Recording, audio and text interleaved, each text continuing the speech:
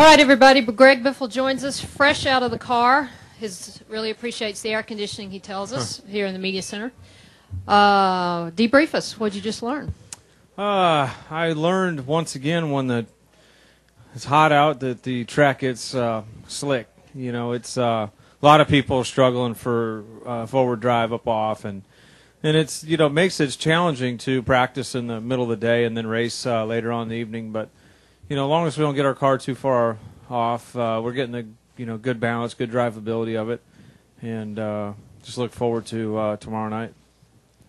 They got us some good weather this weekend. Yes, well, we ordered some excellent weather. I can't wait. Questions for Greg. Please raise your hand. State your name and affiliation as a courtesy. I see Jeff Hood first. Then we'll go to the gentleman across from him, come back up front and get Dustin. Go ahead. Jeff Hood of RacingToday.com. Greg, did you learn enough today to know if you can go without taking tires if there's a late caution Saturday night? Yeah, I mean, that's always a what if. Do you have, 6 guys stay out behind you, so fresh tires are 3 rows back, and then, 4 guys or, 5 guys took 2, and then the rest have 4. It all depends. If a guy starts behind you or 1 or 2 cars behind you with fresh tires, you're probably a sit and duck, So it really just depends on the situation, how many laps to go, and then how many cars stayed out along with you, on old tires, and then, did the guys do 2 or 4? So your perfect scenario is you got, about 4 or 5 cars, 6 cars behind you that stayed out, 4 or 5 cars took 2, and then on back is 4 tires. So that's kind of like your perfect scenario for a 10-lap shootout, But you just never know till you get there. Go ahead in the back. Brian Keith, FrontStretch.com. Greg, in the other garage on the Nationwide side, you've kind of been a part of a resurgence at Baker Curb Racing this year. Can you comment on what your influence has been with the number 27 team and your relationship with Scott Lagacy? Well, I mean, I think that we've been able to help Scott and that 43 team, improve their performance. Certainly, Scott's doing a good job. He's coming over, he's asking questions, he's eager to learn, and I like that about a driver. They got good cars and good equipment. They've just been off a little bit, and I've been happy to be able to help them, and they've given me a great opportunity to come over there and help them. And we got a great sponsor, and they've done a great job for me. Better, I'll have to say, better than when I drove the cars for them before. They're seem like they're bringing better cars and better equipment to the track today, which is impressive.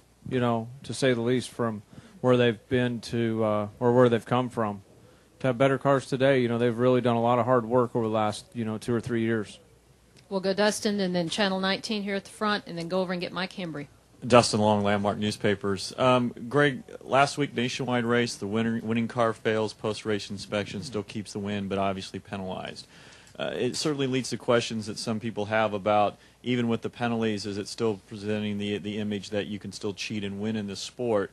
How do you look at it? And I know in, 07, your teammate Edwards failed inspection. If NASCAR was taking away wins, you finished second that race. In theory, could have been declared a winner in that situation. How do you look at that situation of cars failing inspection, winning cars failing inspection, still keeping the win? Yeah, I mean, traditionally, over the years that NASCAR's not taken the win away. Now, short track racing, and what I came up through, if you're in the track in the series we promote, if you're caught, light or over height or whatnot, you get the win taken away, and you get last place points and money and position. So, but it's tradition. That's the way they've done it forever. But we've seen a lot of things change in this sport. We've seen double file restarts now. We're 3 attempts at to finish under green. I certainly wouldn't put it out of the question that someday they may take a second look at that and say, are we going to change it, or is it working the way it is? Or how often does it happen? So, I'm okay either way.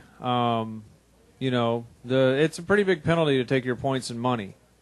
That's a pretty big penalty in itself. Yeah, it's done at the short tracks, so it's at that point, it's simply a trophy and your name in the yearbook or the newspaper. So, I think it's different if you're blatantly cheating, with a big engine or something like that, and making it obvious that all you're trying to do is win, versus having something that didn't quite pass inspection. I think there's some differences there of how you could be found illegal, but I would be okay with it either way,